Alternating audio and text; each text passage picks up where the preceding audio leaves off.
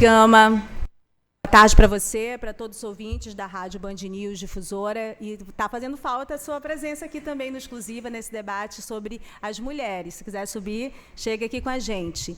Eu estou muito honrada com as debatedoras de hoje. Nós vamos, na verdade, fazer um diálogo entre essas vozes, que são vozes da mais alta importância em cada um dos setores que elas atuam, e, sobretudo, em função da voz feminina do Estado do Amazonas, esse rosto feminino, a realidade do Estado do Amazonas. Estão aqui comigo no estúdio, neste momento, a Mariazinha Baré, que é a presidenta da Associação dos Povos Indígenas do Amazonas. Está comigo também Marília Freire, que faz parte de um coletivo que cuida a respeito das questões relacionadas ao encarceramento, a realidade das mulheres nesse entorno do encarceramento, tanto das mulheres que estão presas, como também das mulheres que são familiares de presos, porque todas elas acabam inseridas nesta realidade que é tratada de uma forma muito marginal pela nossa sociedade. E nós teremos daqui a pouquinho mais também a presença da coordenadora da OTCA, que é a Organização dos Tratados, do Tratado, deixa eu ler aqui para não cometer nenhum equívoco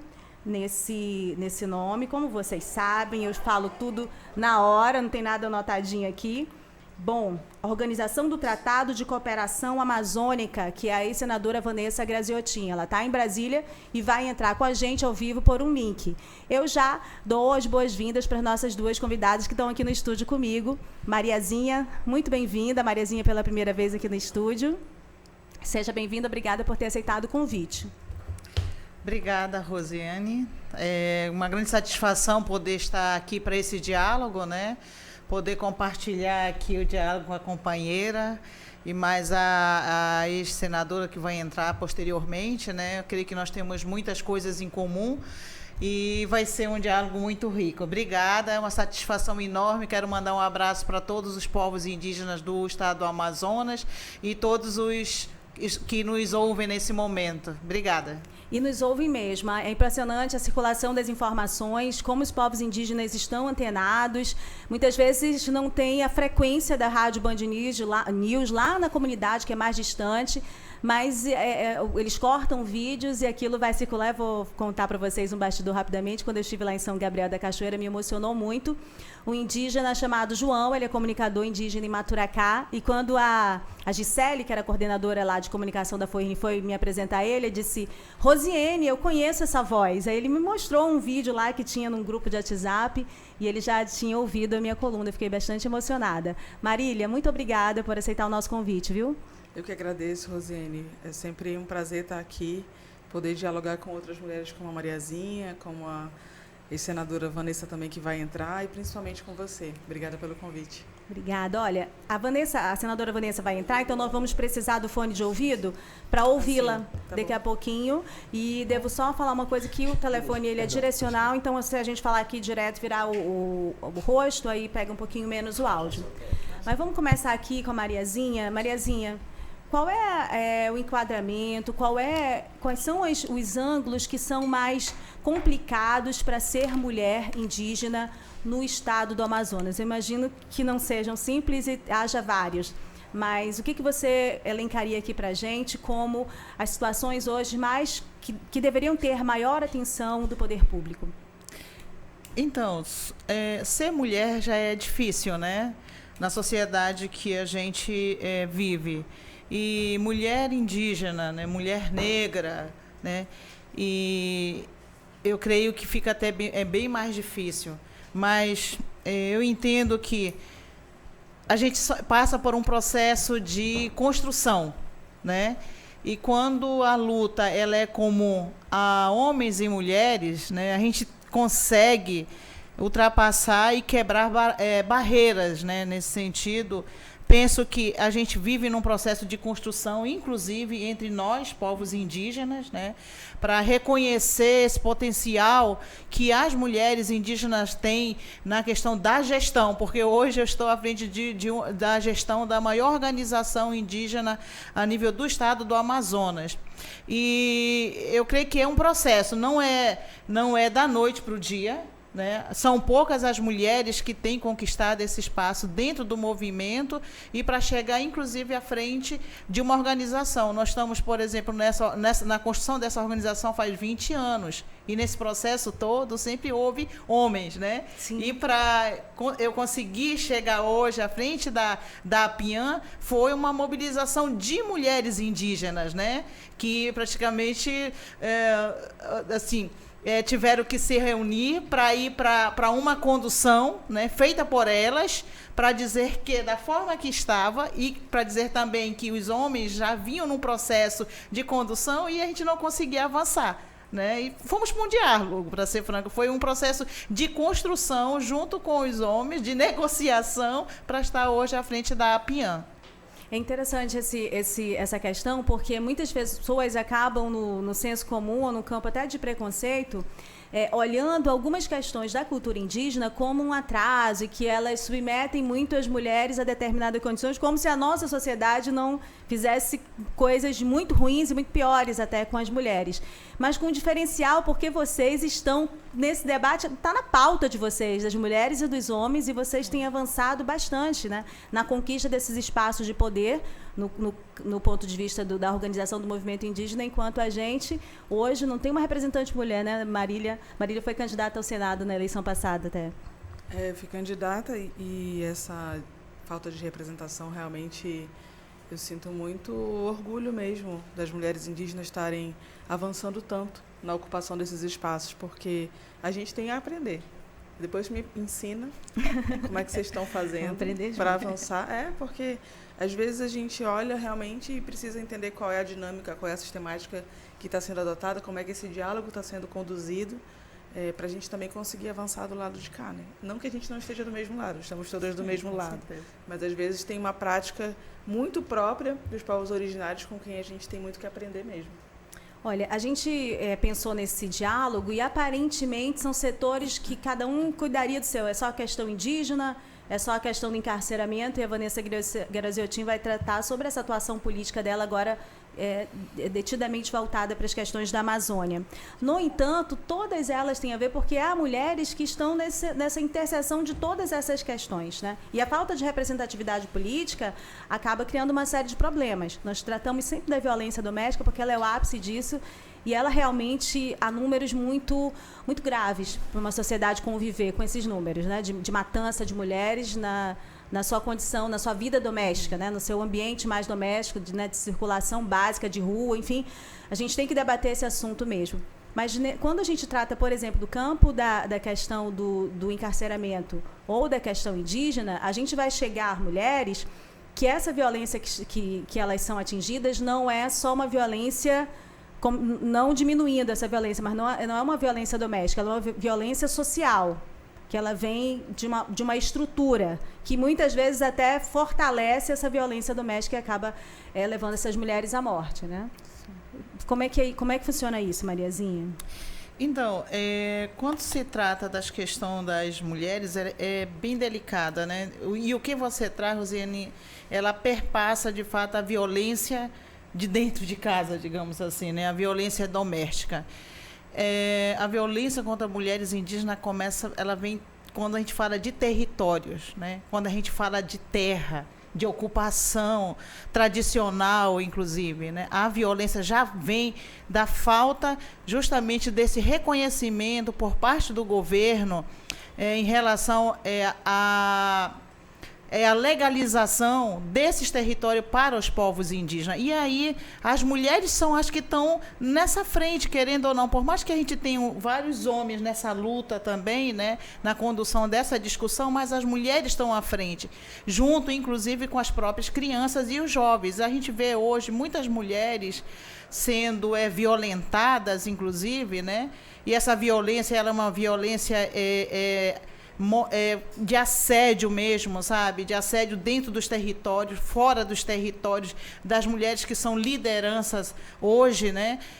Que acabam sendo assediadas e acabam sendo violentadas também. Mas, para além disso, A violência, ela está em todos os lugares, né? Dentro dos territórios, nas cidades, as mulheres indígenas que estão hoje nas áreas urbanas, nos contextos urbanos, nos territórios urbanos, que a gente chama, também sofrem todo tipo de violência. E aí é a violência que toda mulher passa, inclusive, né? Porém, essa violência territorial é uma violência da sociedade, é uma violência do governo, porque o governo deixa de cumprir o seu papel dentro dos territórios indígenas. Então, a falta de segurança pública, a falta de políticas públicas para dentro dos territórios, ele gera muita violência, e a violência social, ela acaba sendo comum a todos. Marília, você quer comentar? Eu acho que tem umas coisas importantes na fala da Mariazinha, inclusive esse anseio pela segurança pública, né? Que é um grande desafio para quem é feminista, abolicionista, para quem pauta o desencarceramento. Muitas mulheres têm um pouco de resistência mesmo, de dificuldade de parar para refletir sobre como também o sentido punitivista, a intenção de estar sempre buscando prisão ou punição, traz para a gente justamente essa sensação, porque a gente acaba, isso são dados muito, muito concretos, a gente acaba entregando uma parte significativa do que a gente arrecada enquanto Estado, enquanto governo federal, enquanto município, agora com uma singela contribuição através da Guarda Municipal.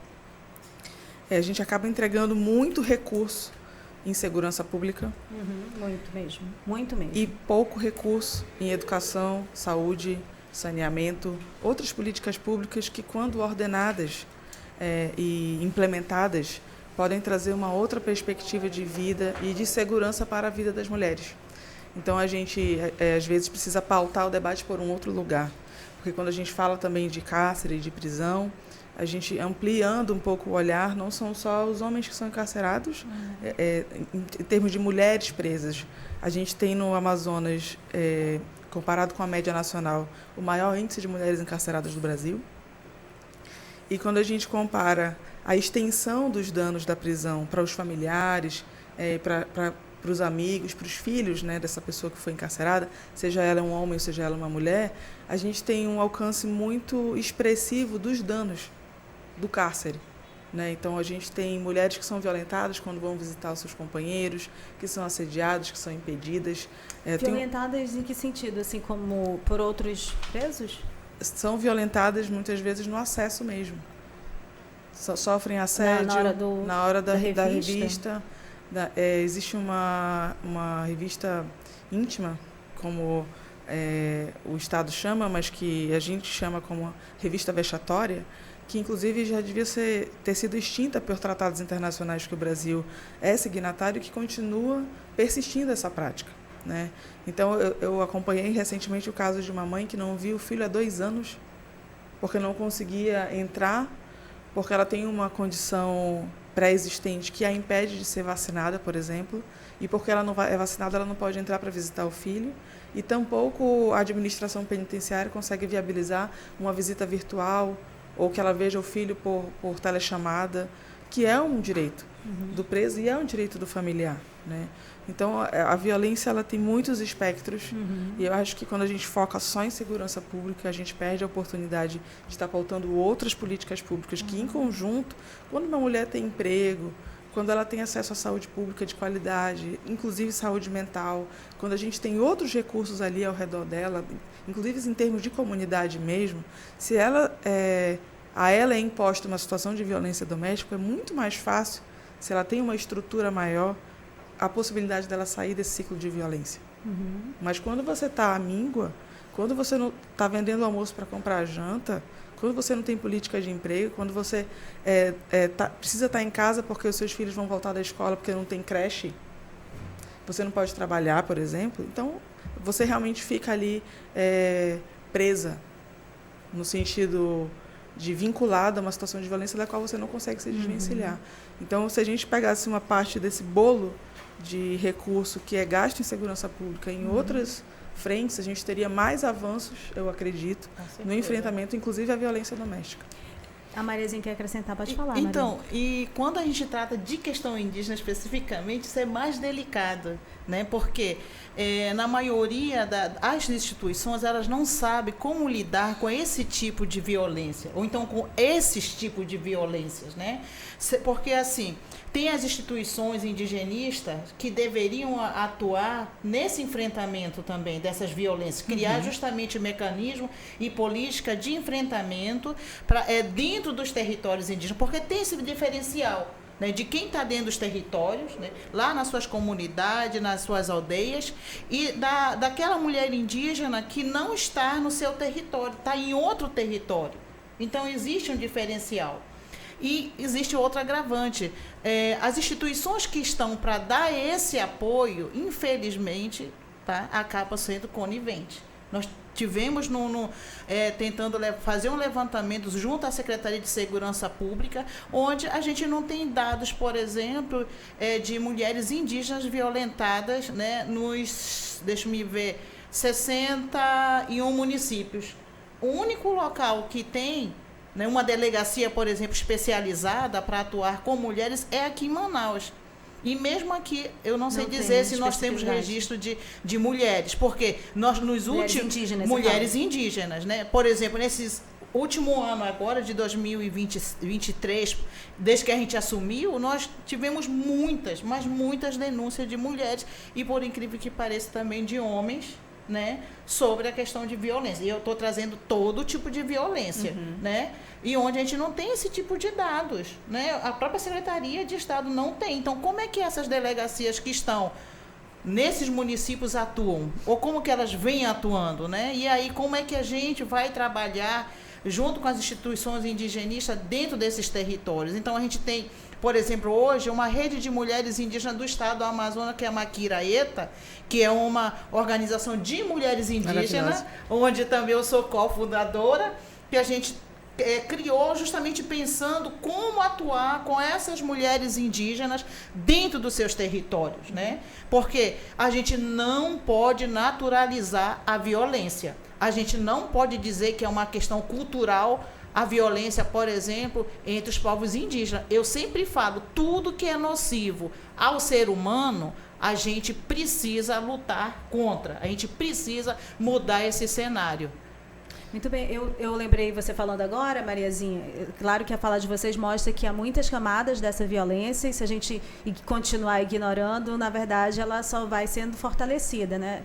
Há uma série de detalhes sobre essa violência contra as mulheres. Eu lembrei na sua fala de uma reunião de mulheres no ano passado no Conselho Indígena de Roraima, não sei nem se já comentei com você em outra ocasião, mas eram mulheres que falavam como é que foi a participação delas, a chegada delas também nesse espaço de poder no Conselho Indígena de Roraima, de ter uma secretaria de mulheres, um departamento de mulheres, porque elas só organizavam o café, os locais, deixavam eles limpos, ficavam ouvindo, tinham as opiniões, mas ainda não participavam dos debates até que elas quiseram participar. E em algum momento, algumas delas acabavam sendo vítimas de violência doméstica em função de não estar em casa fazendo aquela atividade doméstica, enfim. E aí o próprio coletivo passou a conversar com as lideranças, com os tuxauas e, portanto, também com outros indígenas, dizendo que a Lei Maria da Penha também valeria dentro do território. No caso deles, especificamente, eram indígenas que já tinham algum tempo de contato, então eles teriam de alterar essa condição. Ninguém ia ser conivente com aquela violência contra as mulheres, ainda mais elas lutando pela defesa do território e tudo mais. E elas conseguiram alterar essa realidade. Esse foi o debate estabelecido. Quer dizer, elas enfrentaram, né, e conseguiram esse avanço dentro do território. Isso é impressionante. Enfrentando dá para vencer, elas, né? Construíram, inclusive, um protocolo. Isso é muito importante, né? Muito interessante. Elas construíram um protocolo interno de como é que elas iriam atuar uma vez que tais violências, né, fossem detectadas dentro dos territórios. E isso é muito importante quando a própria comunidade indígena, a própria organização indígena, ela busca essa solução interna. Então, isso acontece em alguns territórios, né, em outros territórios, nem tanto, né? Mas quando isso não acontece, eu creio que cabe a nós, né, que estamos aqui à frente, tomar justamente buscar solução para isso. E é isso que a gente vem tentando fazer, né? E é inadmissível, eu sempre estou falando, é inadmissível que instituições públicas que estão para atuar, para fazer esse enfrentamento, acabam sendo coniventes com esse tipo de atitude, seja ele de indígenas ou não indígena. É inaceitável. E é bem interessante. Eu só queria pedir uma ajuda rapidamente, Marília, da produção, que eu estou recebendo mensagem de 3 pessoas aqui. A senadora Vanessa já está pronta,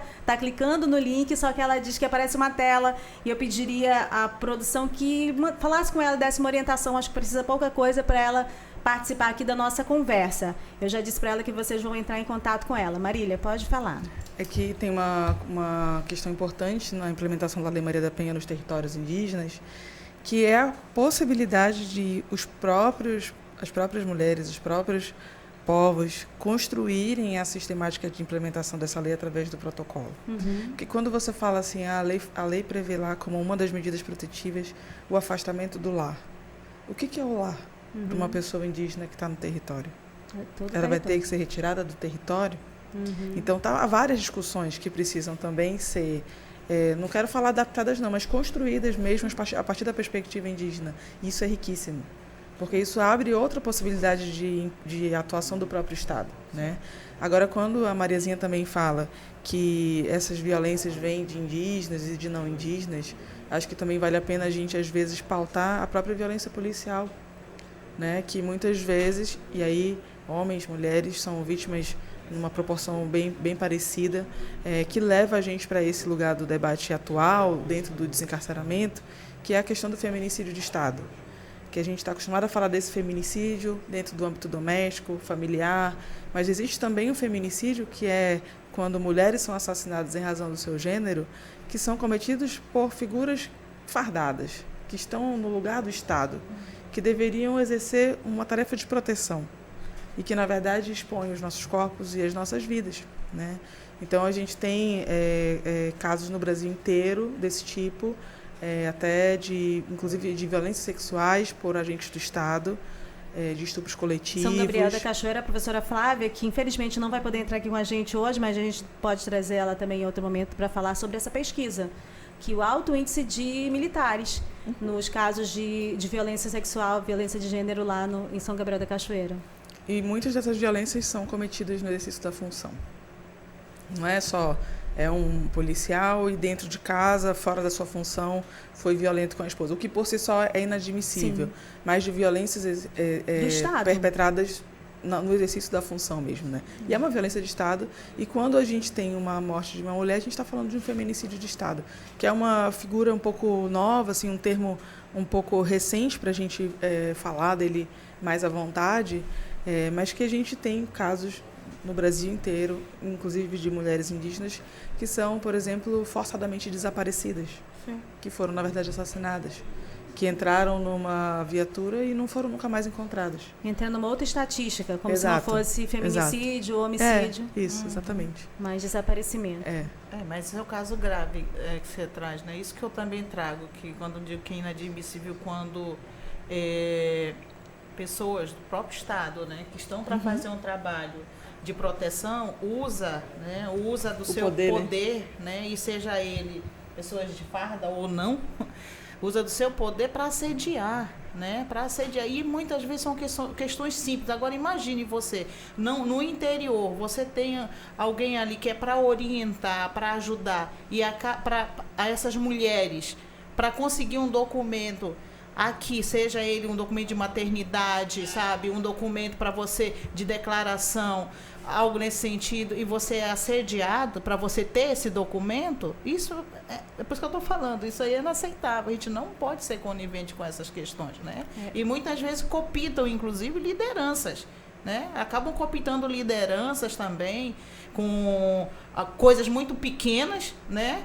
Com questão de alimentação, com combustível, acabam cooptando lideranças muitas vezes, né, por questões para tentar digamos, não se safar, digamos, né, não ser presa por esses danos que acabam causando as mulheres e até homens também, né, que são aliciados, mas enfim. Quanto mais a ausência institucional se dá, e da democracia mesmo, porque às vezes a instituição está lá, mas quem está ali de uma forma isolada fica mais livre para cometer esse tipo de abuso, especialmente contra as mulheres, né? Assim, tem muitos casos, assim, na verdade acontece na beira do nosso nariz, né? Nos nossos olhos. Eu fico, às vezes, quando eu sou chamada em comunidades a respeito de desocupação, né, de áreas. Manaus tem um índice altíssimo de déficit habitacional. Então, isso é um problema nosso, é um problema da sociedade, é um problema, inclusive, de classe média, que vive de aluguel.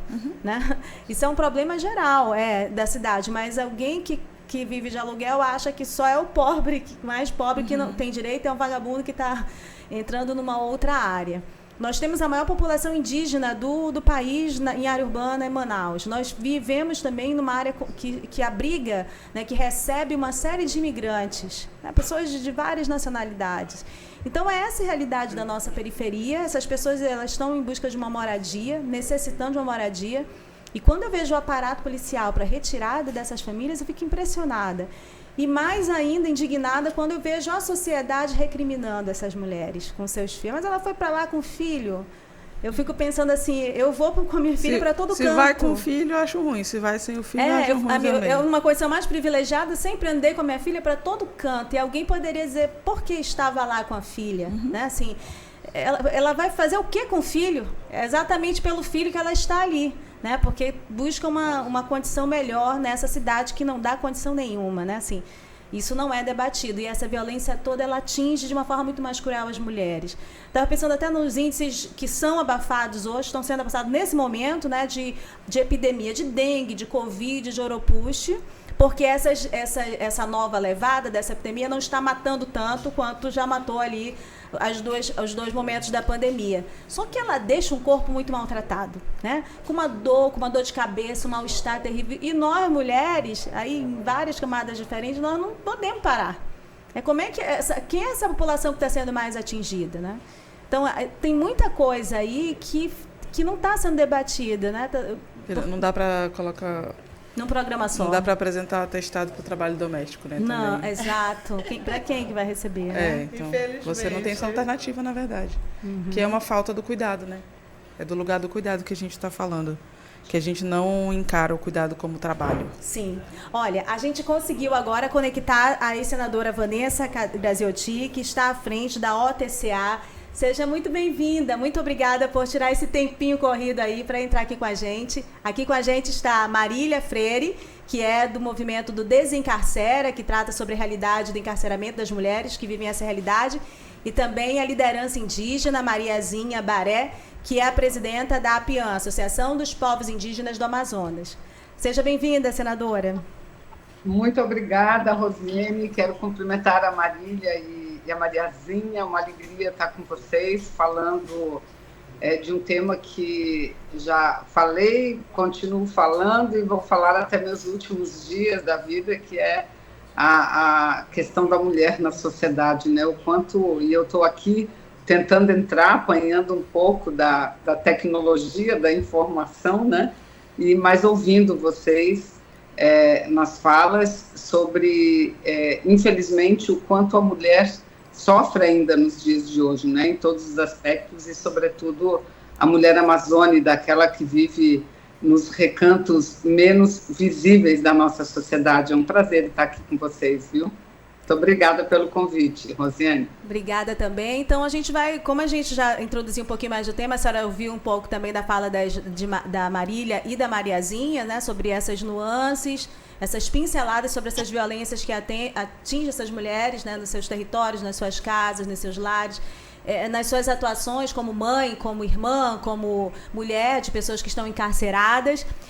Eu queria ouvir a senhora sobre essas várias realidades da Amazônia, como a senhora disse, e esse trabalho que a senhora está hoje, né, à frente na UTCA. Como é que isso dialoga, senadora, com esse trabalho que a senhora está à frente hoje? Então, veja, quando a gente fala de violência, muitas vezes remete a achar que a violência é uma violência física ou uma violência psicológica apenas, né? Não, a violência que a mulher vive, ela é de toda ordem. Quando, por exemplo, a gente trabalha, desenvolve o mesmo trabalho do que os homens e ganha menos do que eles, a gente está sofrendo violência. quando o Estado brasileiro, e aí eu me refiro do ponto de vista geral, né, englobando todos os poderes, o poder e todos os níveis de poder, né, sejam as prefeituras, os estados ou até o governo federal, não cumprem o que determina a Constituição de garantir, por exemplo, que a mulher tem e que toda criança tem direito à educação e a educação deva ser pública, deva ser de qualidade e que não é garantido o direito da mulher a ter um espaço seguro para deixar os seus filhos, como uma creche. Isso também é uma forma de violência, não é? Então, quando a gente fala de violência, é bom a gente entender isso, não é só aquela violência física ou aquela violência psicológica, a violência de gênero propriamente dita, é tudo o que se refere à mulher e que faz com que os seus direitos não sejam reconhecidos ou que ou aquela visão de que a mulher tem menos direito do que o homem, essa é uma forma de violência, né?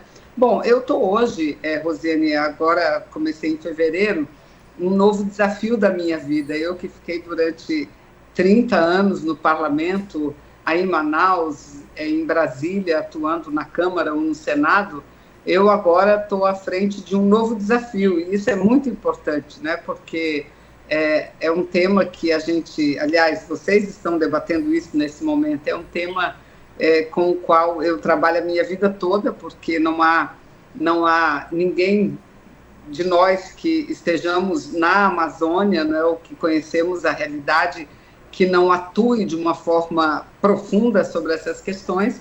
Então, hoje eu estou na OTCA, muita gente nem sabe o que é isso, né? Uma organização internacional, significa Organização do Tratado de Cooperação Amazônico, é uma organização que envolve os 8 países da Amazônia, ou seja, agora eu não represento apenas, nem devo falar só do Brasil, toda vez que falo da Amazônia tem que lembrar que a Amazônia ela é partilhada entre outros 8 países, além do Brasil, a Colômbia, o Equador, o Peru, a Venezuela, a Bolívia, o Suriname e a Guiana, não é? Então, essa é uma organização internacional que trabalha no sentido da cooperação, e da implantação do tratado. O tratado vem lá da década de 70, entretanto, a organização do tratado, ela é de 20 anos depois,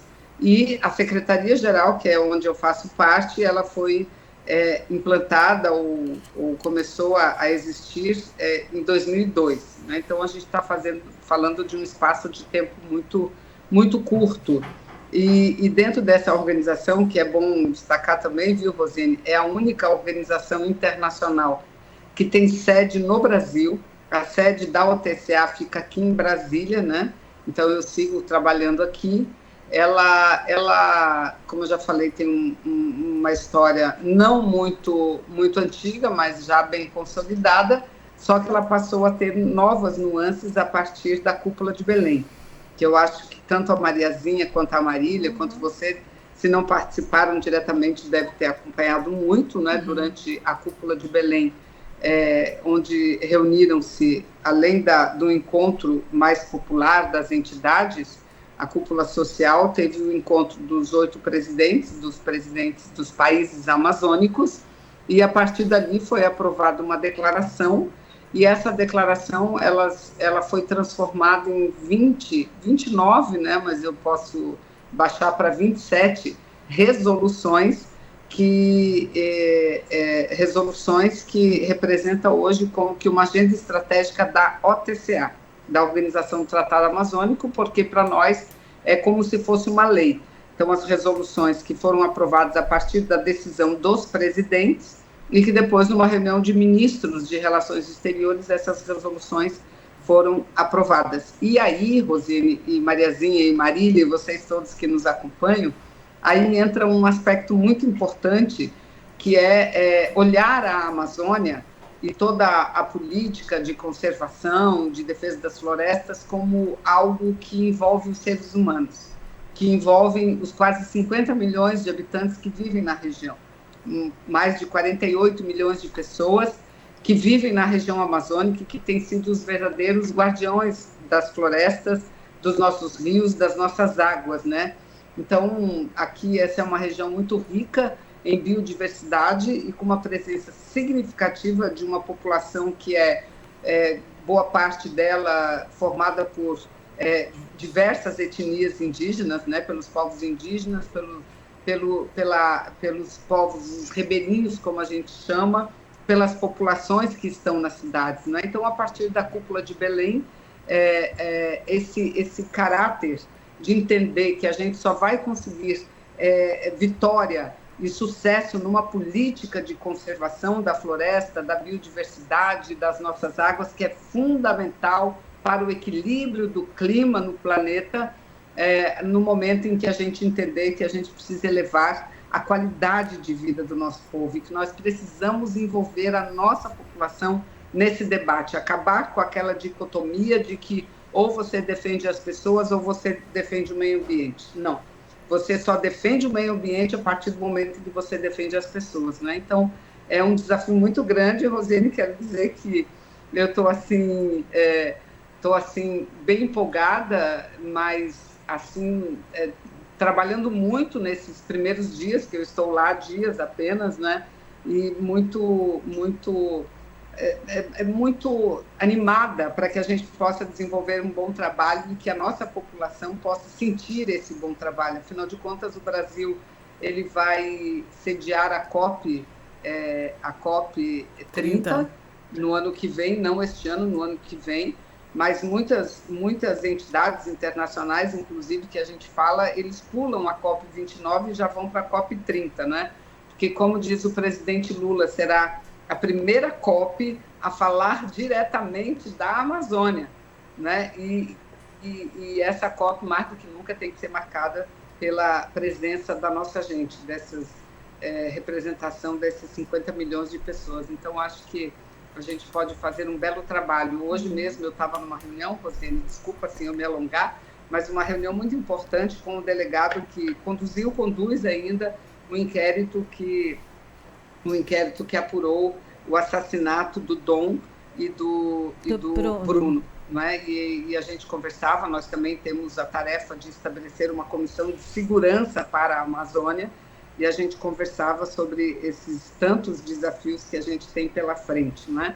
Ou seja, e não vamos achar que a gente vai fazer só no Brasil aquilo que dialoga diretamente com outros países, né? Então, você ter uma política de segurança no Brasil é impossível. Você tem que estar coligado aos países vizinhos, aqueles que partilham dessa região tão importante, tão rica, tão vista, hoje tão visibilizada, não é? No mundo inteiro, você tem que partilhar os bons procedimentos, as boas políticas, as boas ações. Sim, olha, a UTCA tem quase 40 anos e a Vanessa Graziotin está à frente dela neste momento. Para a gente uma expectativa de que haverá um andamento, né, nessas tratativas, embora haja uma série de impasses aí, e porque também há a necessidade dessa visão de atuação de 8 países. Né? Isso não é simples, mas é altamente necessário. Nenhum problema de nenhum aspecto é resolvido nessa região se não integrar, porque é uma região que tem as suas fronteiras, tem as suas realidades todas. E também faz um bom tempo que a gente não ouve Vanessa Graziotin, eu também já estava com saudade, ela tem muita coisa para atualizar e o rosto realmente está bem empolgado, né? Agora, Mariazinha, você participou lá da Cúpula de Belém também, sabe?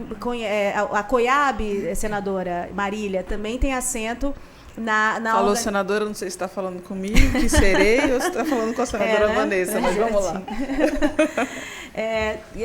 Ela tem assento numa organização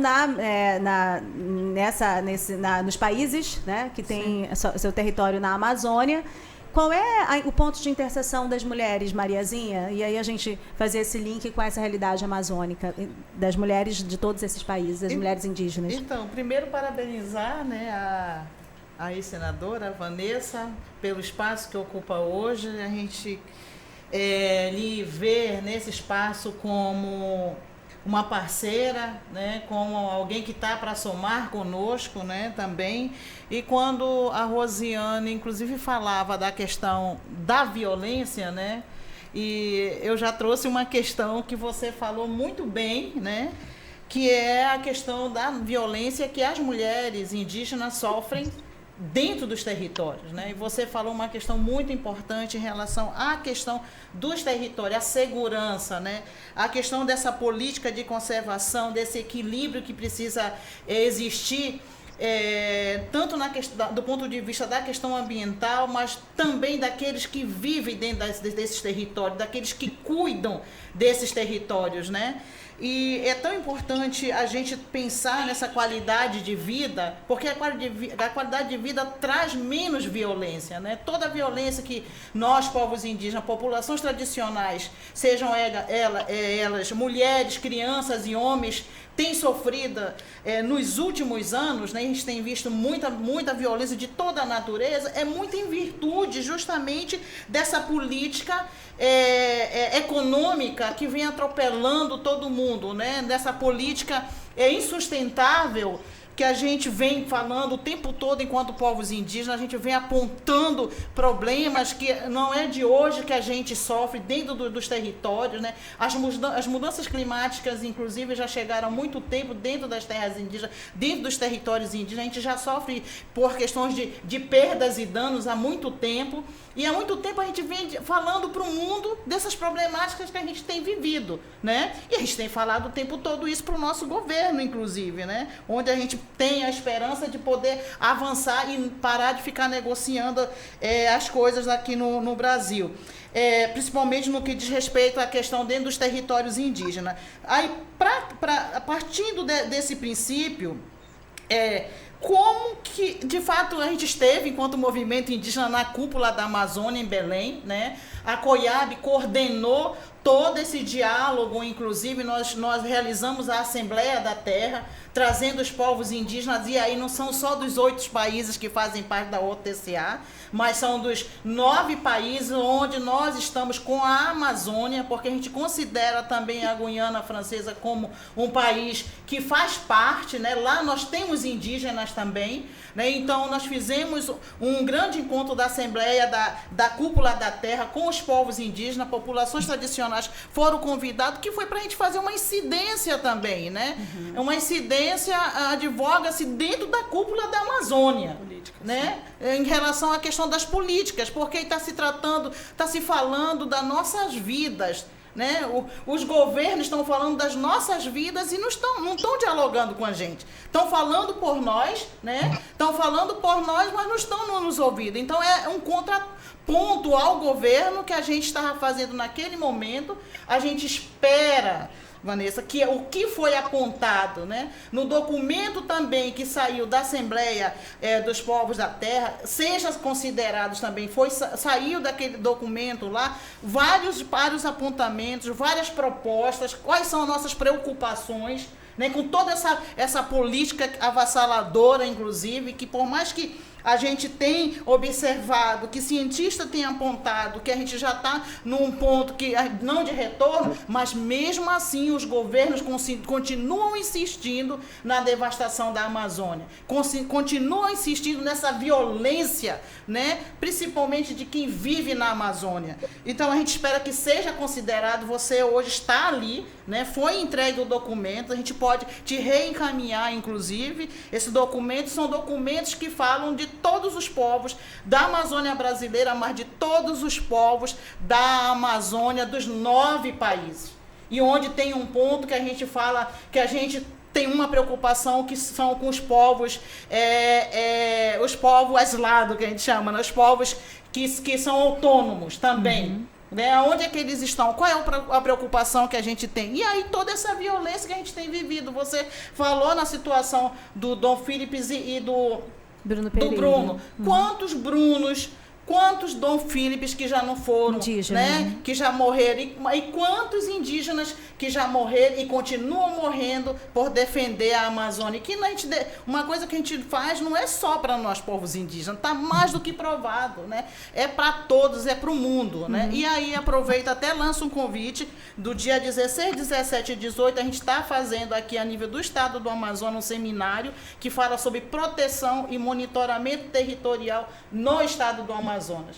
que é justamente pensar estratégias, políticas públicas a gente já tem demais, mas pensar em estratégias de como é... Execução. De execução, como que nós atuamos efetivamente, poder público e população indígena, os povos indígenas dentro dos seus territórios, que acaba fazendo o papel do governo. Pela ausência do governo, os povos indígenas estão buscando alternativas de como cuidar muito mais dos seus territórios, né? E mais é importante que a gente se dê as mãos, né? E a gente precisa saber até onde a gente vai. E aí é importante, do ponto de vista de hoje, que você está na OTCA, como que a OTCA dialoga nesse sentido com esses países da Amazônia, né? Como que a OTCA dialoga ou vai dialogar com os povos indígenas da Amazônia no sentido justamente de buscar soluções, né, de enfrentamento de toda essa violência que vem surgindo, e são violências de toda a natureza, né? É todo tipo, são grandes empreendimentos que estão adentrando, que já estão dentro dos territórios, que já estão há bastante tempo, e que a gente vê os impactos que tem causado para as populações indígenas, para a população como um todo. A gente tem problema hoje de seca na Amazônia, e ninguém vai dizer que é só o ninho. São justamente o resultado de projetos insustentáveis que está vindo o resultado de tudo isso, a falta de segurança dentro dos territórios. Piratas, narcotraficantes e tudo dentro dos territórios. E aí você traz uma questão que é muito importante, a questão dos diálogos com outros países para essa segurança na área de fronteira, né? Pessoas sendo traficadas, né? Tráfico de pessoas, e por aí vai, uma série de questões. Mas como que a OTCA pensa em fazer esse trabalho, isso para esse diálogo com as populações indígenas? Nós temos a coordenação das organizações indígenas da Cuenca Amazônica, que é a COICA, que representa os 9 países, né, amazônica, e a nível do Brasil nós temos a COIAB, né? Eu acho que a gente se coloca até à disposição para esse diálogo com vocês. Eu não sei se você acabou de assumir, né? Eu acho que seria interessante a gente ser chamado, você já está sendo chamada para esse diálogo conosco. É isso, obrigada. Muito bem. Olha, não cerrou agora não, a gente está fazendo um diálogo, né, senadora? E eu acho que a senadora Vanessa adora esses debates, esse diálogo que eu sei. Já vou passar, Marília, e você, que a gente falou que quando o diálogo está bom, o debate está bom, a gente abre mão, mas vamos já voltar, porque a Marília também tem as questões importantes sobre segurança e sobre o quanto é arriscado ser mulher na Amazônia. Mas vamos passar aqui a bola para a senadora Vanessa. Então, Mariazinha, deixa eu falar. Primeiro, você destaca que são 9 os países, é fato. Entretanto, nós temos a Guiana Francesa, né, que é uma colônia da França que está aqui na nossa região. Senadora, de acordo com... Senadora, essa observação que a senhora fez lá no início, a gente entendeu, ela destacou que para os povos indígenas, para a COIAB, por exemplo, né? Sim. Para a COICA, eles entendem os povos indígenas. Claro, e é um território, mas, entretanto, os 8 países, os 8 demais países entendem que não seria o caso de a Guiana Francesa fazer parte formalmente da OTCA. Entretanto, eles sempre são convidados para todas as atividades, o governo francês são convidados, eles são parceiros, inclusive, da Organização do Tratado de Cooperação Amazônica em vários projetos, né? Então, Mariazinha, deixa eu dizer aqui sobre um pouco os diálogos e como fica essa aproximação entre essa organização do Tratado de Cooperação Amazônico e as populações indígenas, e eu já ampliaria para muito além das populações indígenas. Quando eu disse que a cúpula de Belém foi um pouco um marco que vira a chave, é porque, através da cúpula de Belém, principalmente, foi muito valorizado esse diálogo, né, dos países, e a OTCA é uma organização que trata dessa cooperação formal entre os 8 países.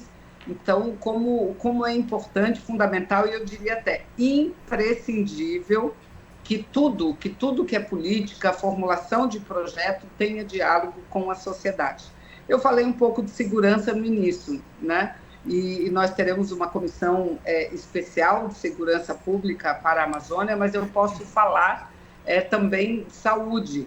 que também uma das resoluções determina que a gente crie uma comissão especial de saúde para trabalhar num projeto, num programa unificado de saúde para toda a região amazônica.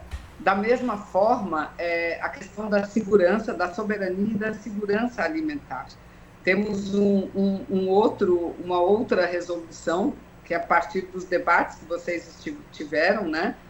Os povos indígenas presentes à conferência e tantas outras entidades representativas de populações tradicionais não indígenas que estiveram presentes, e até mesmo a cúpula dos presidentes, né? Então, tem uma outra resolução que fala da necessidade da gente ter um projeto único para segurança alimentar e soberania alimentar das nossas nações, não é? Então, a gente tem um leque muito grande para atuar dentro da organização. Falando em direitos humanos, em direitos das mulheres, nós temos um observatório, né, um observatório muito interessante, que é o ORA, dentro da organização do Tratado de Cooperação, da OTCA.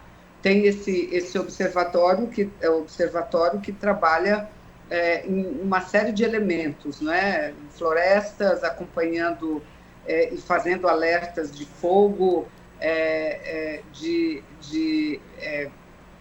de queimadas, né, na floresta, de desmatamento, e trabalhando os dados de todos os países.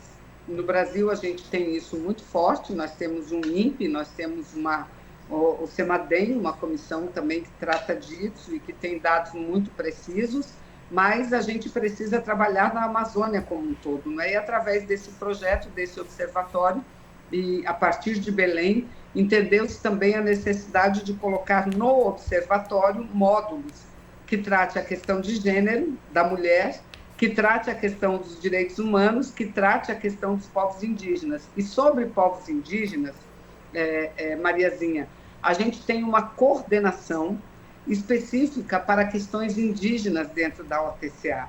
Esse coordenador, como eu disse, nós assumimos agora há pouco tempo, o coordenador ele veio da Bolívia, não é? Veio da Bolívia, também um indígena, né? Ele chama Fred Mamani, nome dele, Mamani, e ele está desenvolvendo, assim, inicialmente, mas um trabalho muito importante. Então, você não tenha dúvida nenhuma que todo o debate, todo o diálogo que nós tivermos no âmbito da OTCA, as populações indígenas estarão presentes.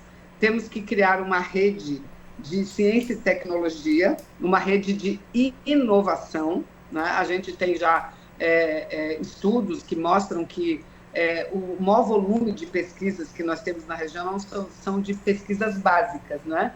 Pesquisa aplicada, aquela que trabalha com inovação, é muito pequeno, e é importante que a gente abrace isso com muita força, que quando a gente fala em inovação, quando a gente fala em economia verde, nós não estamos falando dos grandes produtores, nós estamos falando das pessoas que vivem no interior do nosso país, da nossa Amazônia, que estão produzindo, e que cabe a nós, cabe ao Estado, cabe aos países preparar essas comunidades para que cada vez mais elas agreguem valor a produtos que tradicionalmente elas já desenvolvem, e que através desses produtos elas possam ter também acesso a recursos e melhorar o seu nível e a sua qualidade de vida, não é? Há um outro trabalho forte que a gente já começou a desenvolver, que é a recriação da UNAMAS, que é uma associação das universidades da Amazônia, da Panamazônia, não é?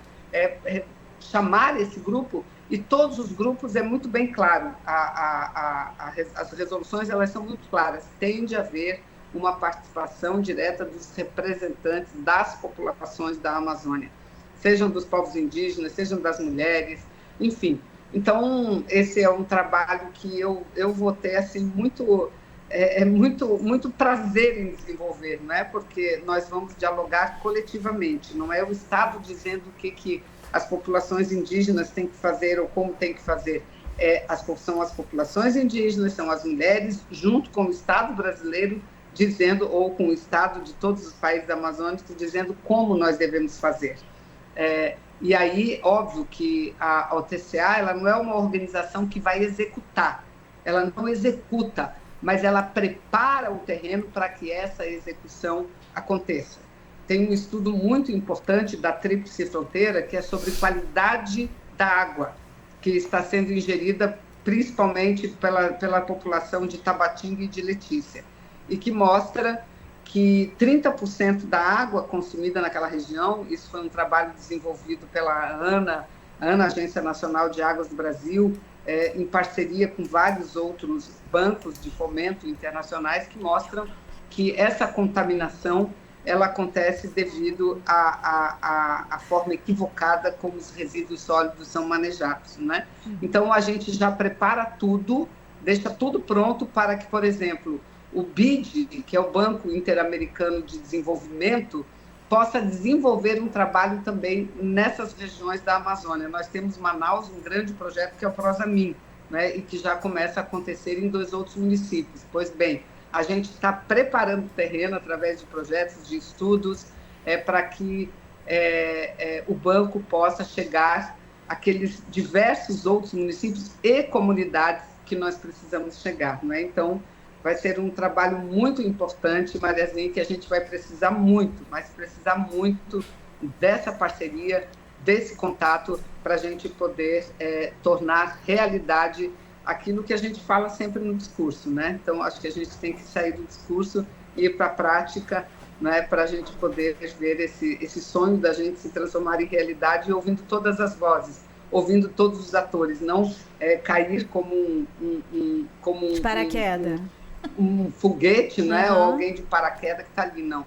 Porque ninguém melhor do que quem vive na Amazônia para dizer quais são as suas necessidades, quais são as suas prioridades. Olha só, vocês... Eu só vou fazer um adendo aqui na Marília fala falando agora.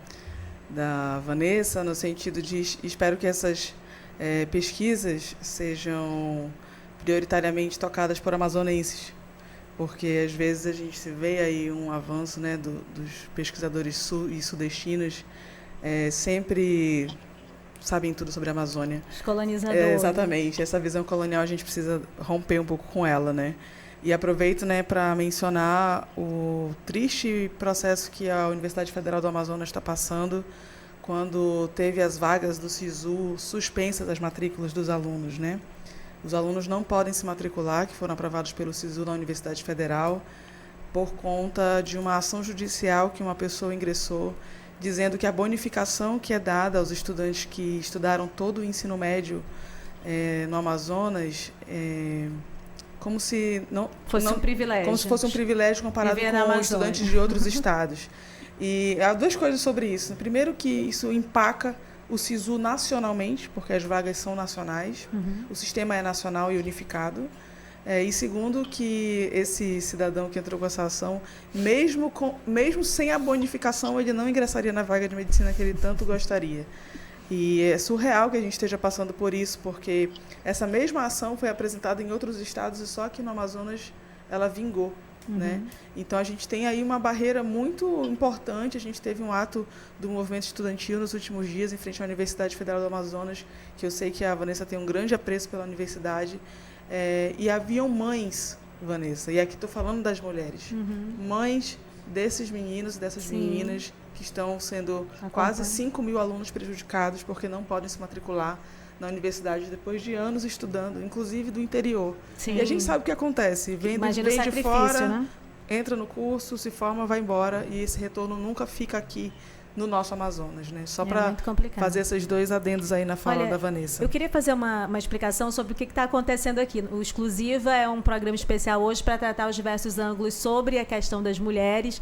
E por que o tema ampliou tanto? Porque eu convidei mulheres que são altamente preparadas para a questão de gênero, mas não é só para a questão de gênero. Em comparação, inclusive, aos homens, elas são altamente preparadas para falar sobre as realidades do Amazonas, cada um na sua área de atuação. Então, é impossível que esse diálogo não chegasse nesse patamar entre elas aqui, que é a Marília, a Mariazinha Baré e a senadora Vanessa Graziotin, que não nasceu no Amazonas, mas é uma amazônida, né? Já tem o sangue amazonense em função de todo o seu tempo de dedicação ao Estado do Amazonas, e também alguém que é forjada nessa pauta popular. né? Aliás, os momentos de pico político da Vanessa Graziotin, antes de uma série de realidades que alteraram, né, da realidade da nossa cidade, foi realmente quando a esquerda estava pautada nessas agendas populares. Ela, Praciano, o próprio Zé Ricardo já chega no finalzinho, pegando o que eles construíram desse diálogo.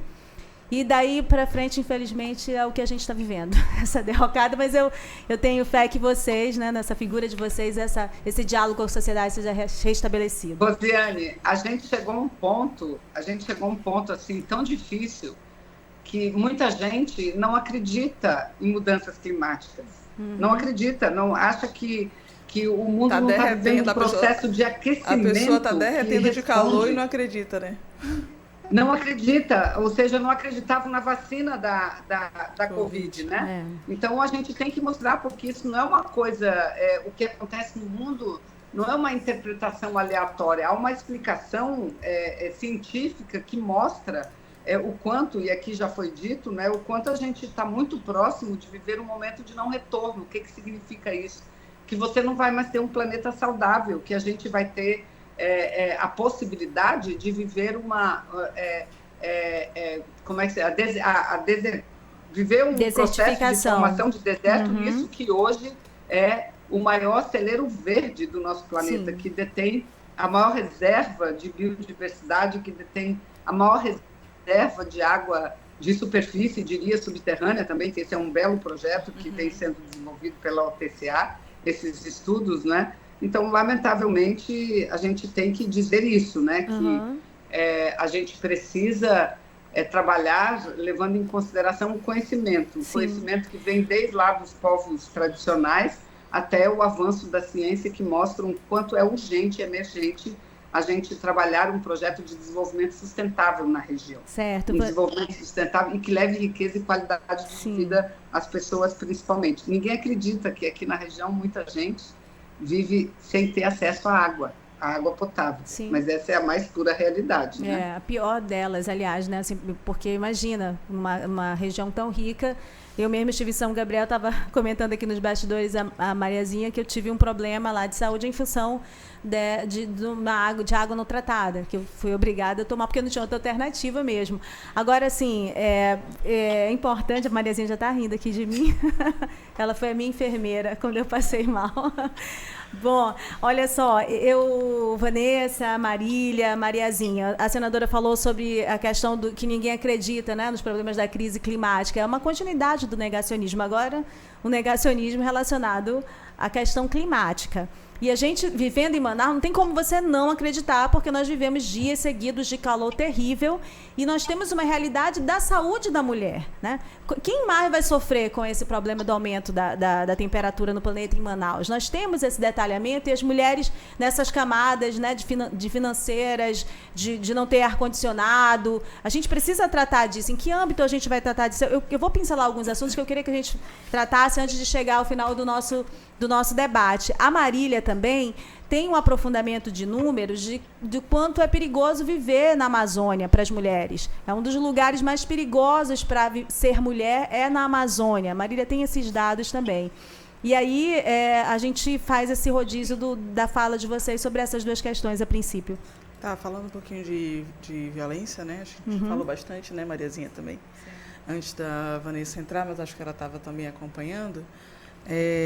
O Amazonas é um lugar muito inseguro, não só, como a gente já falou aqui, para os ativistas de direitos humanos, como o caso do Bruno e do Dom Phillips, né? Mas também um lugar muito inseguro para as mulheres viverem. E a gente está falando de segurança em vários aspectos, não só a segurança da segurança física, mas também a segurança alimentar, como a Vanessa falou há pouco. A gente vive uma situação de calamidade muito grande. E quando a gente joga um foco de luz em cima dessa segurança para falar, por exemplo, de direitos sexuais e reprodutivos, a gente abre uma pauta que eu sei que é delicadíssima, que a gente não combinou nada antes, então nem sei qual a opinião das nossas debatedoras aqui, mas eu acho importante a gente falar que no Amazonas inteiro, um estado de dimensão continental, como a gente fala, é um estado que tem um único serviço no Brasil, no estado inteiro, de abortamento legal. Então, se você sofreu uma violência sexual, um estupro no interior do estado, São Gabriel da Cachoeira, Parintins, qualquer município do estado do Amazonas, se você sofrer uma violência sexual, e se dessa violência sexual que você sofreu, um estupro, você vier a engravidar, pela legislação penal você tem direito a acessar um aborto legal. E no Amazonas a gente tem essa circunstância de que se você precisar desse serviço, você vai ter que se deslocar até a capital. Quando a gente está falando, e aí como os assuntos todos se entrelaçam, né? Quando a gente está falando desse deslocamento, a gente está falando de um serviço que não tem no interior, que só tem na capital, que na capital, até outro dia, no levantamento do nosso coletivo também, tinha um único leito à disposição do serviço. Então, as mulheres ficam na fila, em casa, mas na fila, esperando o procedimento da mulher anterior encerrar para poder a seguinte ser atendida e assim sucessivamente. E aí a gente esbarra numa questão que é a questão temporal. Né? A legislação penal ela não prevê um limite para esse abortamento ser realizado, mas existem normativas do Ministério da Saúde, até recentemente houve uma ampliação desse limite de tempo gestacional que foi duramente, não digo combatido, mas duramente alvo de fake news por conta né, do conservadorismo político, de modo a restringir ainda mais o acesso. E o que a gente vê quando a gente encontra essa realidade de não acesso aos direitos sexuais e reprodutivos das mulheres, a gente também encontra uma dificuldade de locomoção. Porque se a mulher pode aqui entre muitas aspas, porque como falei, não existe essa limitação legal, se ela pode fazer esse aborto legal até 22 semanas, e às vezes ela descobre quando ela já está com 18, 19 semanas, dependendo do município que ela tiver, ela vai perder o direito. E do período que a gente tiver de rio, de seca, de cheia, talvez ela chegue aqui e já não consiga mais acessar esse serviço. Então, as nossas regionalidades, elas estão entrelaçadas aos nossos direitos e às negativas de acesso aos nossos direitos também. É verdade. Enquanto a facilidade para o crime ela é imensa, né? É imensa, e as mulheres estão no centro dessa facilidade do crime. O direito delas é podado por todos esses detalhes de viver nessa região, né? Mariazinha, você quer falar um pouco a respeito da crise climática e as mulheres nesse centro da crise climática? E eu também queria saber se você pode falar, não só nessa rodada, pode ser na próxima, sobre quanto as lideranças indígenas mulheres são alvo, né, de uma série dessas ameaças, como fortalecê-las, o quanto a gente precisa de lideranças mulheres nesse estado, né? Eu quero poder falar um pouco desse tema, né, desse direito reprodutivo e da questão do próprio parto humanizado, né? Também que a gente tem um problema muito sério. Um problema de violência obstétrica. É isso, a questão da violência obstétrica, né? A gente está num processo, num grupo também, né? Nós mulheres estamos nesse grupo, até porque a forma da gente trabalhar essa questão nossa reprodutiva, né? Ela é muito natural, né? A gente vem onde as próprias mulheres são as parteiras, né? As próprias mulheres são as nossas médicas, né?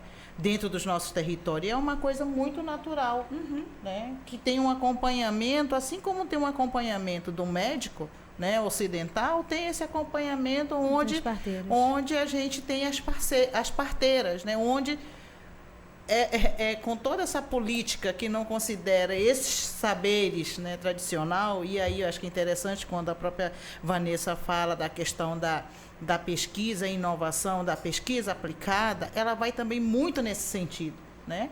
De conhecer essas tecnologias, porque isso aí é uma tecnologia de ponta, né? É uma tecnologia de ponta, esse conhecimento tradicional, onde você não usa um tipo de instrumento, né, que vai violentar. Pode dar uma infecção, hospitalar, tudo isso é uma questão natural, né, onde tem toda uma tecnologia e onde a gente tem um índice de mortalidade muito baixo, né? Muito baixo. Em algumas regiões, inclusive, é igual a zero. É igual a zero. Mortalidade materna praticamente zero em algumas comunidades. E que isso precisa ser considerado nessa... Uma coisa puxa a outra. Você vai Acho que é o saber, né? O saber, né? Uma coisa, você vai falar da questão do parto humanizado, ela está ligada a essas formas tradicionais de cuidar de uma mulher, de uma criança ao nascer.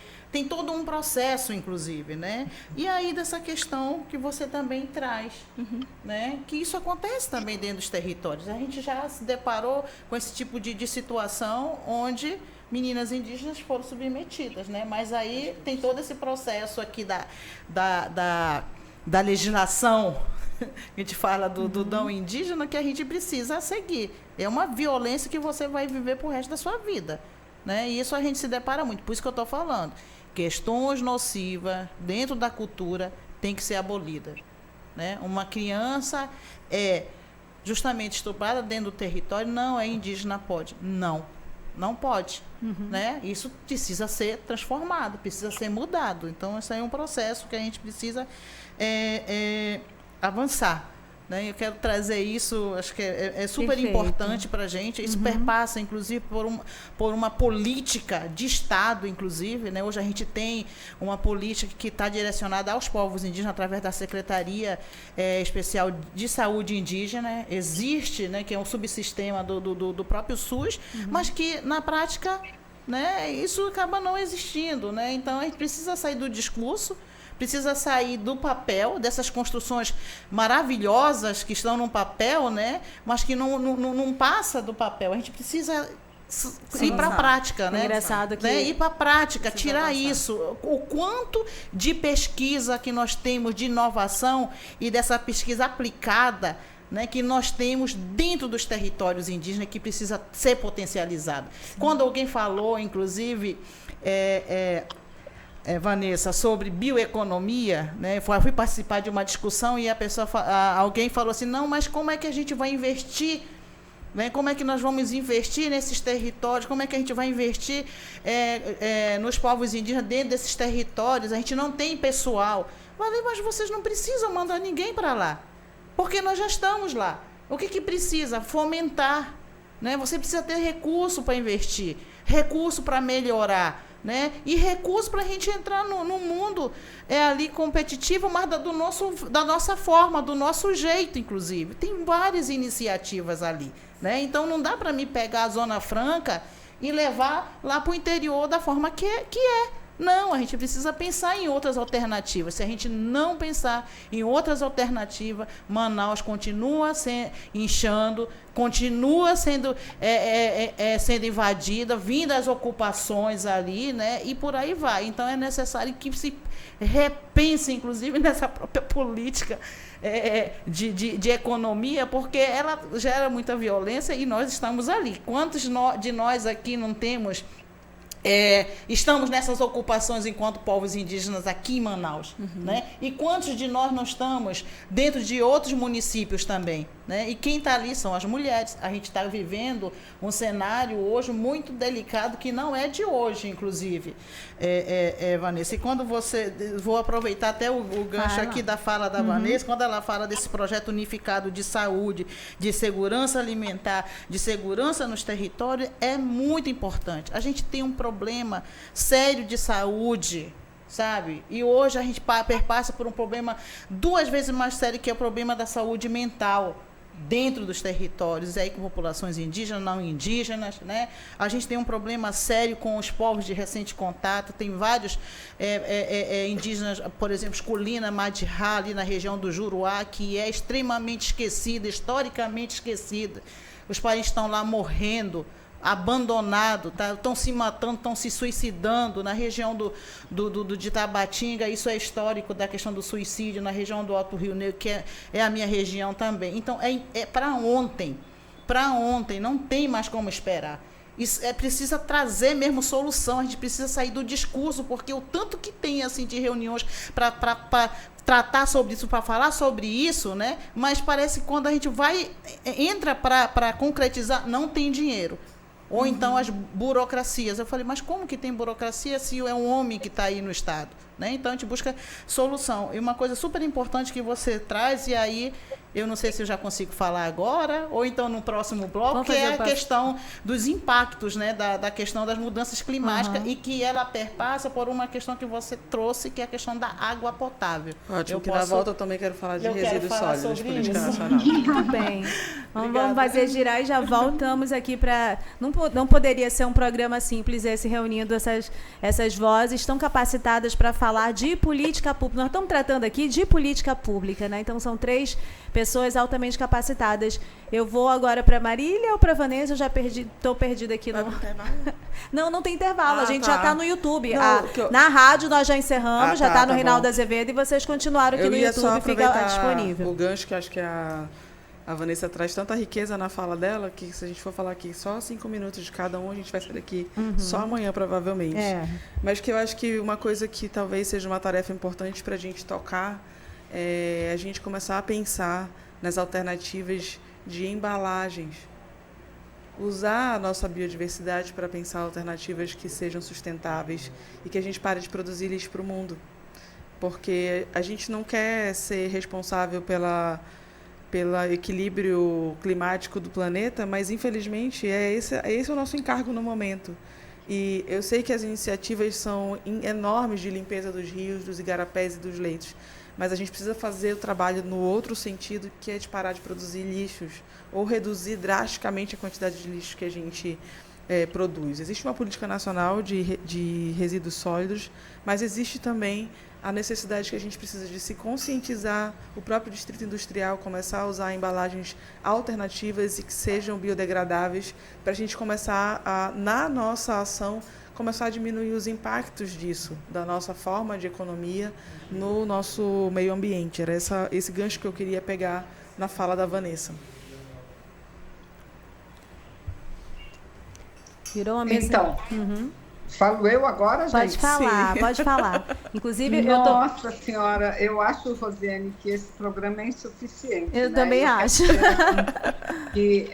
Viu, meninas, Marília, Mariazinha, é que a gente tem tão pouco tempo para falar que eu procurei jogar assim todas as tarefas que nós temos que cumprir dentro da organização. E eu fico muito feliz porque engloba tudo, engloba principalmente aquilo que eu sempre achei mais importante, que é as pessoas, né? As pessoas devem ser o foco de toda e qualquer política. Não adianta nada você ter um programa maravilhoso de desenvolvimento econômico de uma região se esse programa não for inclusivo.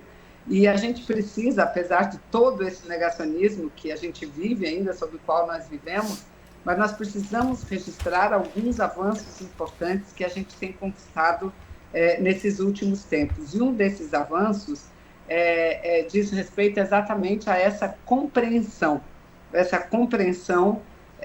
de preservação, de política ambiental inclusiva, que inclua e melhore a qualidade de vida das pessoas. O Brasil, esse ano, ele está presidindo a cúpula do G20, né, que é formada pelos 20 países mais ricos do mundo, as 20 maiores economias do planeta.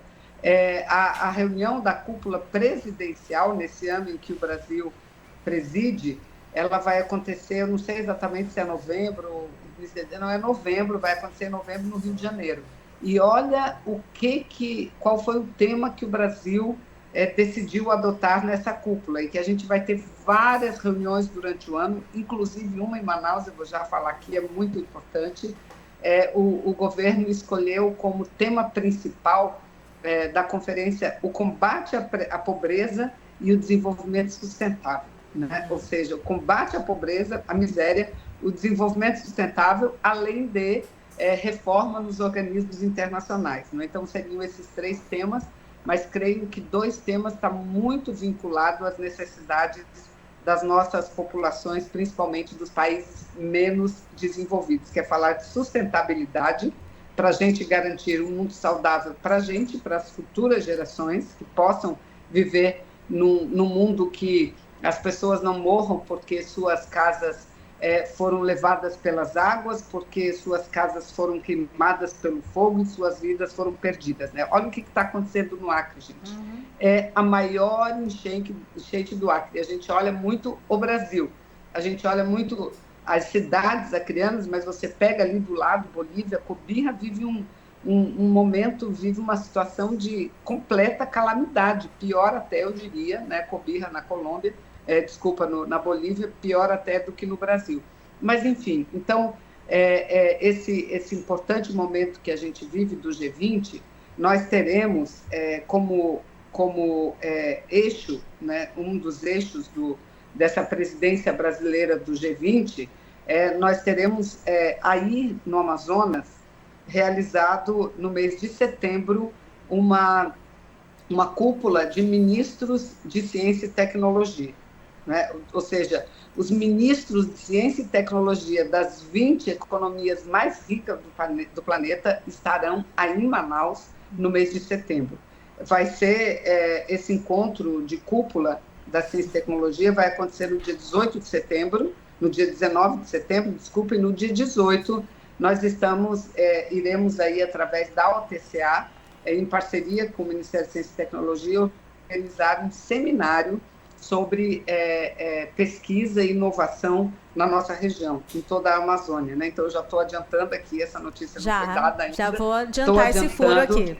E com uma participação que a gente quer das populações e dos povos indígenas, principalmente, muito importante, não é? Então, isso tudo mostra, e aqui o que nós fomos provocados é para falar um pouco sobre como é inseguro viver na Amazônia. E se é inseguro viver em qualquer pedacinho do planeta, na Amazônia é muito mais.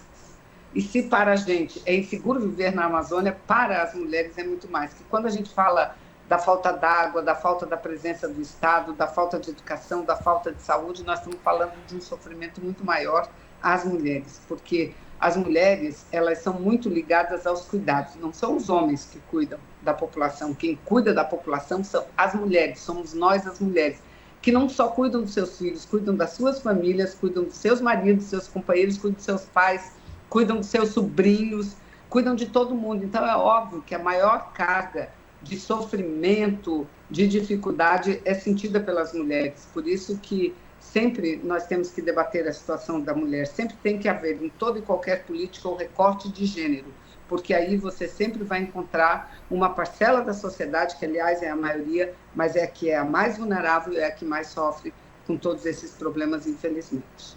E já que nós somos a maioria, a gente precisa lembrar da nossa representatividade mesmo, né?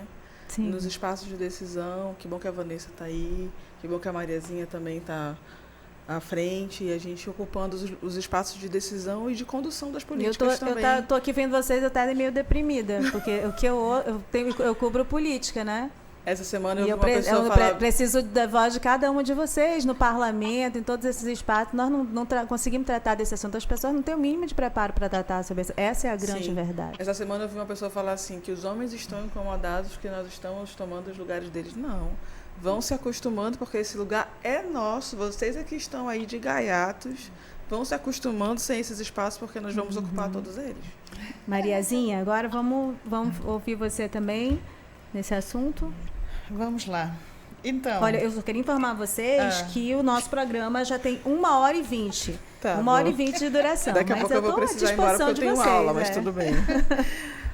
Também vou precisar, né? Eu estou aqui com alguém que já até dormiu. Então, a Mariazinha, vamos combinar assim, a Mariazinha vai fazer aqui, ela está com a filha dela, que também está descansando um pouquinho aqui. A Mariazinha vai fazer a conclusão do raciocínio dela sobre essa questão da crise climática, e na sequência a gente dá o espaço para as considerações finais, e aí vocês incluem o tema que quiserem, ok? Vamos lá, Maria. Tá ótimo. Então, nesse período que nós passamos do ano passado, né, com essa questão da seca no Amazonas, a gente pôde perceber uma questão que... Inclusive, eu acho que não está superado, né? Não porque tá, nós estamos com setembro no meio do nosso inverno. Sim, não, a gente não superou. As mudanças estão aí. Está tudo diferente. Né? Tá muito confuso. Sim. Né? A gente tem observado muito isso. Aqui, por exemplo, começou de encher, a gente esteve com a Rosiane na região do Alto Rio Negro. Encalhamos lá. Encalhamos, né? Tava seco, então, e aqui estava cheio. O Alto Solimões também estava cheio. Então, para você ver como é que está essa situação. E agora, lá a região do Alto Rio Negro continua secando. Né? E assim, a gente encalhou num deslocamento para uma pauta da FOIRN. No entanto, as populações elas estão tendo dificuldade de levar a cesta básica, de buscar o alimento, a dificuldade da rotina. O abastecimento da energia. Sim, muitas questões aí. E aí nos preocupa muito essa questão dos impactos, né? A gente teve esse impacto da seca. Agora estamos tendo a questão da enchente, né, no Acre, mas essa questão da seca, Assim como a enchente, não nos preocupa quando a gente fala da questão de água e saneamento, né? Água e saneamento, principalmente no nosso município. Aqui Manaus é um município, a gente já sabe a realidade também. Mas assim, dentro das terras indígenas, dentro das comunidades indígenas, né? Se nas sedes já é complicado, dentro das terras indígenas, das comunidades é muito mais. A gente pôde ver a realidade nua e crua, né, quando a gente começou a fazer esse trabalho com os parentes que estavam precisando de água no Amazonas, né, para tomar água potável, água com qualidade. Nós não temos isso dentro, né, das terras indígenas, nas comunidades indígenas. Agora, imagina essas comunidades indígenas maiores, por exemplo, como as que nós temos na região do Alto Solimões, como Belém de Solimões, né, como Mariaçu 1 e 2, né? Enfim, essas comunidades onde a gente tem de 3, 6, 8 mil pessoas vivendo dentro dessas comunidades, lá em Auareté, onde a gente tem mais de 3, 4 mil pessoas, e por aí vai. Como é que é essa questão da água potável e do saneamento? É necessário que a gente repense ações. Nesse período, nós construímos um plano de enfrentamento à crise climática no Amazonas, que foi justamente para a gente pensar questões mais emergenciais, mas a nossa grande preocupação, Vanessa, é a gente pensar em ações estruturantes, porque é como a gente acabou de falar, esse é um cenário que ele não vai mudar, não, ele só vai piorar. Então, qual que é a nossa proposta para isso? O que nós vamos fazer? Porque uma coisa puxa a outra. A falta de água potável, ela produz doença, um alto índice de verminose, um alto índice de diarreia, né? E por aí vai, desnutrição, né? E nós temos isso dentro dos territórios indígenas. E aí vem, o que vem? Entra a questão de garimpos ilegais dentro de terras indígenas, contaminação, alto índice de contaminação de mercúrio. Não é só lá no parente de Yanomami, não. Aqui a gente vive isso também dentro dos territórios. Né? E isso é muito, mas muito preocupante. E é importante que o Estado ele desperte para isso, ele possa despertar. Então, o que nós estamos propondo? Junto com hoje, né? O que nós, enquanto a PIN, estamos propondo? É justamente pensar em alternativas para dentro dessas comunidades indígenas de água potável. A água que ela pode utilizar tanto no período de seca, né, e na enchente. Porque é muito delicado. A gente tem um alto índice de diarreia e verminose dentro de terras indígenas. Né? Então, se a gente não trabalha a prevenção, como é que a gente vai tratar a doença em si, quando a pessoa já está doente? Né? E aí vem a questão do lixo junto, da questão do esgoto. Essas comunidades, essas aldeias maiores, para onde é que vai o esgoto? Né? Para onde é que vai o lixo? Como é que a gente trabalha a questão do lixo dentro dessas aldeias, dentro dessas comunidades? É importante a gente repensar a questão da soberania alimentar. Quando você fala, é muito importante a gente pensar a soberania alimentar dentro desses territórios. Parar com essa questão de sair distribuindo cestas básicas. Que não tem a ver com a alimentação normal, ainda gera doenças que eles não teriam. Gera doença e gera, inclusive, a questão aumenta, né, o índice de doenças justamente com a questão a gente começa a digerir muito mais produtos industrializados e se acostuma com isso. E acaba se acostumando, e é isso que aconteceu dentro das terras indígenas. É todo um processo. Então, assim, é importante, né, esse projeto eu vejo assim, com bons olhos. Eu estive conversando com alguns coordenadores dos DICEIs, mas é uma ação conjunta.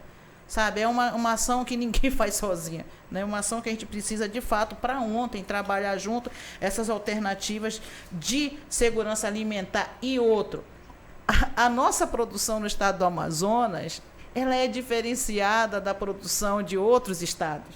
A gente não pode comparar a produção no estado do Amazonas com uma produção que é do sul, do sudeste, né? A nossa produção aqui ela é única, então a gente tem que aproveitar o potencial que nós temos para dentro desses territórios para a gente melhorar, né? Para a gente potencializar o quanto que nós temos dentro desses territórios, né? E aí eu acho que a questão, eu perpasso de novo pela questão da pesquisa e inovação, ela é muito importante. Nós temos as nossas universidades há séculos que estão aí, elas estão aí para quê? que tipo de produção de conhecimentos que elas estão produzindo para o estado do Amazonas, né? O que esses estudantes de economia estão pensando como alternativa para um projeto sustentável, baseado na biodiversidade, né? Mas de forma sustentável, né? E por aí vai.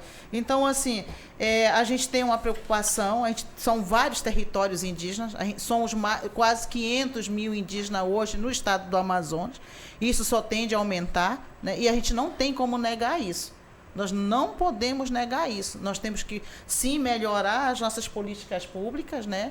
Trazer ações para dentro dos territórios, para evitar que aumente esse êxodo das comunidades indígenas. E aí as políticas públicas, de fato, como a educação, é um ponto primordial. E a nossa educação no estado do Amazonas, é bom que isso fique registrado, porque são as mães, de novo, que saem de dentro dos territórios com seus filhos, para ir para a periferia das cidades, né, para viver com seus filhos ali, e que são expostos a todo tipo de violência. E a educação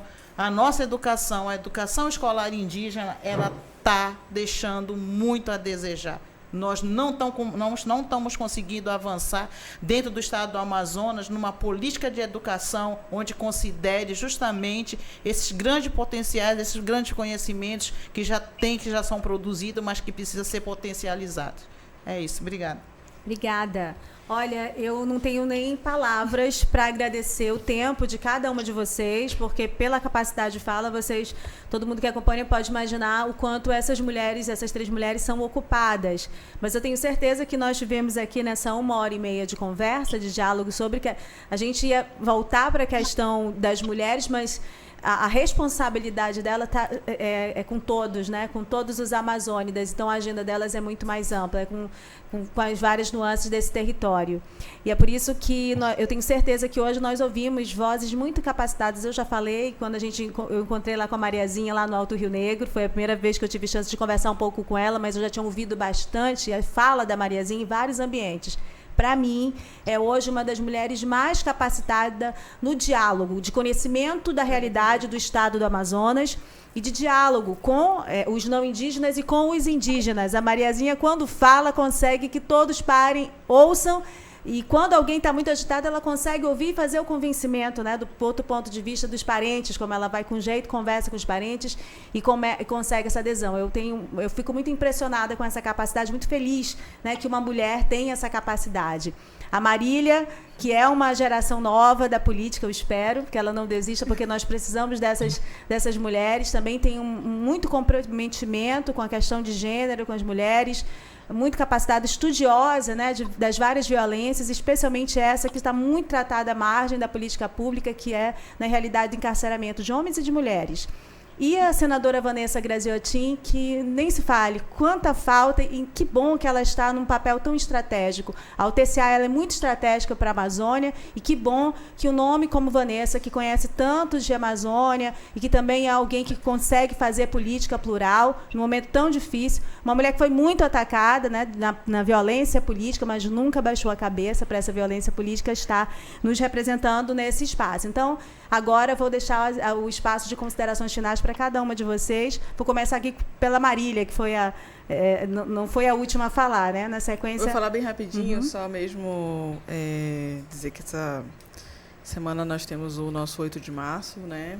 Nós estaremos reunidas na Praça da Matriz. A concentração começa às 16 horas, dos movimentos de mulheres da cidade de Manaus.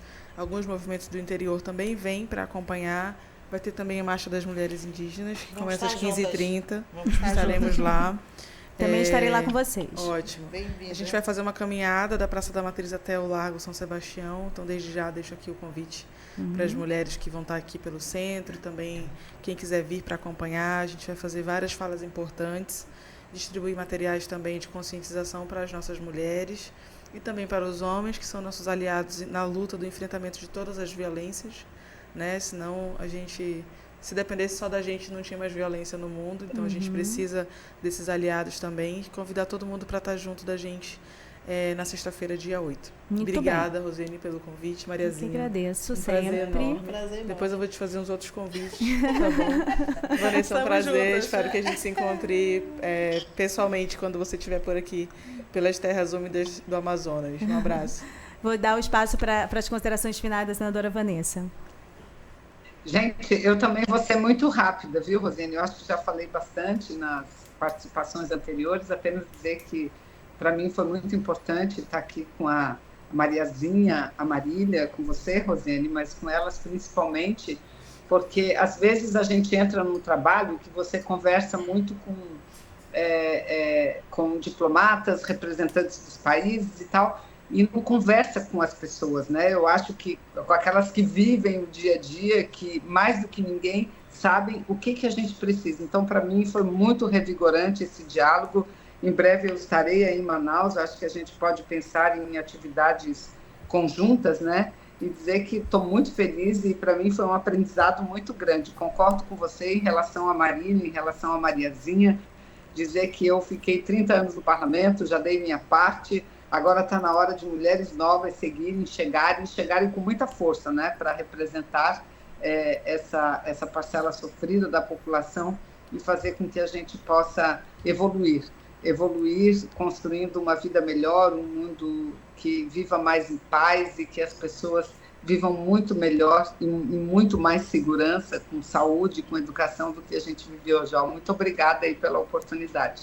Obrigada, senadora. E agora, Mariazinha, querida, pode suas considerações finais. Eu vou ser muito breve também, tá? Muito bem. Que pena. Primeiro, agradecer e dizer assim, que foi muito bom esse diálogo, né?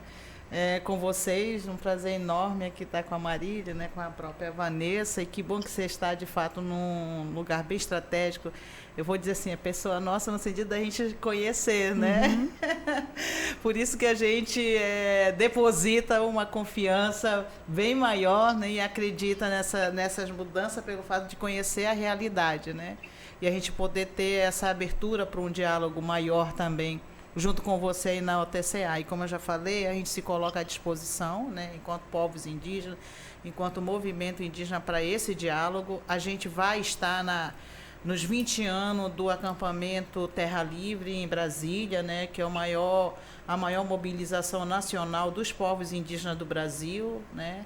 Seria muito importante você dar uma passada conosco ali, justamente para ouvir essas várias vozes que a gente tem ecoando, né, no Brasil, e para além do Brasil, a gente está numa mesma sintonia, lutando pela vida, né? Agora é pela vida, não é só pela floresta amazônica, mas é a floresta amazônica, lutando pela vida, pelos nossos territórios, e a gente precisa se dar as mãos para a gente conseguir sensibilizar o mundo, né? Eu sempre falo assim, a gente sensibilizar a sociedade, a gente precisa sensibilizar cada um que esteja nos lugares mais longínquos, né? Precisa estar sensibilizado para a problemática que hoje a gente vive, mas a gente precisa sensibilizar aqueles que estão aqui, nessa sede aqui, eu digo assim, nessa grande maloca chamada Manaus.